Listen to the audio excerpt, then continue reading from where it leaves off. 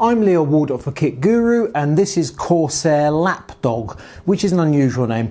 It's a play on words because it's a product that's linked and associated with Corsair Bulldog, which is their small form factor PC. Now it so happens they launched Bulldog at Computex 2015 and we haven't yet seen it. I understand it's actually due for release in America quite soon, but we're not going to see it in Europe for a little while yet. So the idea is you've got your small form factor PC, ideally Bulldog, connected to your TV in your living room. You've got your Corsair keyboard and mouse for playing games in that usual style. But where do you put them? Do you have them on your coffee table? Not ideal. No, you want them on your lap. How's that going to work? You need a surface to support them. Here you go, Corsair LapDog. And now you can see the fairly weak joke. So what it is, it's basically a plastic tray with this aluminium top and a mousing surface, and it has a USB hub in it. So you install your keyboard, you put your mouse on there, you connect it to your PC, and you're good to go. And in principle, it works absolutely fine. I've got here a Corsair K70 keyboard, which takes up this much space. If you've got the 65, which is shorter, then you leave this little blank in place, and that's absolutely fine. And your mouse goes over there. You can, in addition, because there are two USB ports on the side, you can, if you wish, connect your Void headset like so on the side. Just unplug that and get it out of the way. And you could use the fourth USB port for a USB flash drive or some such if you want to do PC type things. So this is a K70. This is a Sabre RGB mouse, and then we've got the LapDog itself. Now the LapDog is $120 in the US. We're getting charged £110 in the UK, which is one heck of a lot of money. They're doing a bundle. You can have K70 MX red or blue keyboard with the LapDog for $190, which is a discount of £30. It would ordinarily be $220. So some money off, but we're still not talking cheap. If you add in your Void headset for $70, and if you consider adding a mouse mat, MM300 small mouse mat's £15, because frankly this mousing surface is a bit, when you move the mouse, it's a bit not very nice. You actually come up to, because the keyboard is £150, you're actually heading towards £400 for all those peripherals, which is a surprising amount of money. Anyway, what do you get? So here is the assembled thing, and underneath we have some memory foam on the bottom, which is actually rather comfy. And then if you want, you can just remove that bottom pad, which is held in place with magnets and comes away. So it's just plastic and memory foam. That works absolutely fine. And there's a recess in there which takes this tiny little Allen key, which you require if you want to remove the screws, because you do have a certain amount of assembly to do to put the whole thing together. So we've got this umbilical cord here, and actually now you've seen it run, I'll just unplug this brutally and pull out power.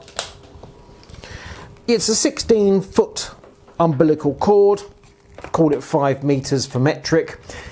So that sprawls across the room to your PC, which is presumably, is going to be plugged into your TV. Therefore, logically, it's located next to your TV, and you're seated on your sofa or wherever, having a whale of a time. So you need one main socket for this mains plug, and you need one USB 3 on your PC to connect up the umbilical cord. And then, of course, you have to consider this means that this cable is sprawling across the floor. So you need to be a bit cautious about that. If we just undo a few screws, you'll see exactly how this all works. So 2 screws that retain the keyboard. Aluminium, very nice, works well.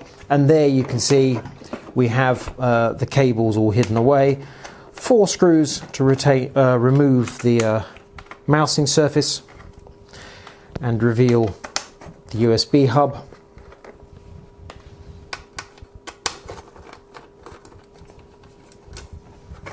Like so. And like so. And there you can see.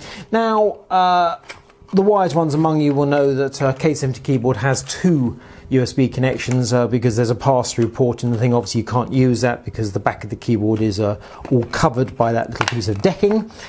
So there are 2 internal USB ports, one for your mouse, like so, and one for your keyboard. And then you have 2 USB ports on the outside on here. As I said, I had one for that Void headset, one was available. So that's all absolutely fine. I did wonder whether the USB hub was behaving entirely perfectly. As I plugged in each of these peripherals, because they're all new, the Corsair control software was telling me in each case that each of the items had a firmware update to run, and that worked absolutely fine for the headset and for the mouse, but the keyboard misbehaved a couple of times, so I plugged it in directly to the PC at first, and then I unplugged it and put it into the hub. So I think the hub was acting as some sort of barrier to the update. Anyway, once we got through that, it was absolutely fine, and then as you can see by the lights flashing away, it behaved itself absolutely perfectly. So let's just take the keyboard out and show you the bare lapdog, which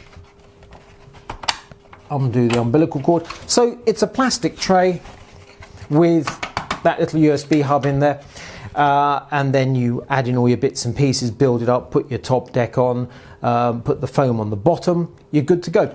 In that sense, it works absolutely fine. It does of course mean that you've got quite a large item to stash away because it's a keyboard and mousing surface together. So that is just fundamental to the thing. Because the mouse is captive, I don't really see you're going to be able to, for example, stand the lapdog on its side and stick it in an alcove or some such, because the mouse will be hanging free. So I don't know how that's going to work exactly. Ideally, you'll have a long shelf under your TV. Only you know whether that works for you or not. You've also got the thing which is when your keyboard is in the lapdog, it means it's not, I mean, you saw it's quite easy to remove, a few screws and away it comes, but if you want to move it back and forth to your regular PC, after all, it's a 150 quid keyboard, not quite that straightforward. It's captive to the lapdog, so that's, to my mind, not ideal. There's not a lot they can do about that. It's sort of inherent to the nature of the beast, but there you go. Also, mousing surface on the right, no way of putting it on the left, just nothing you can do about it. And that mousing surface is not very nice. The cable is undeniably a trip hazard. Again, not much you can do about that. Having said that, how else do you connect your lapdog to your PC when it's over there? It's going to be a cable. You're not going to be going wireless, I wouldn't have thought. I mean, these are all USB devices, as we know. So again, that's sort of part and parcel of it. So lapdog works as intended. It is quite expensive, it is quite big, the mousing surface is not particularly nice. The fact it's not for lefties, what can you do? I mean, if you were to add a mousing surface to the left, it'd be even bigger, and that would obviously be less acceptable, so, you know, hey-ho. In solving this particular problem as Corsair perceives it, which is how do you have all your nice expensive Corsair peripherals connected to your small form factor gaming PC? Job done, no problem at all. As to whether it's perfect for you, that's a rather different question. My guess is not, but it do work. It's just, to be honest, it's actually the answer to a question I'd never really considered, because after all, many gamers these days use a USB Xbox controller, but if you're wedded to your mechanical keyboard and mechanical mouse, and why wouldn't you be, they are bloomin' lovely, then this is undeniably a solution to that particular problem. So I'm Leo Warder for Kit Guru, this is Corsair LapDog.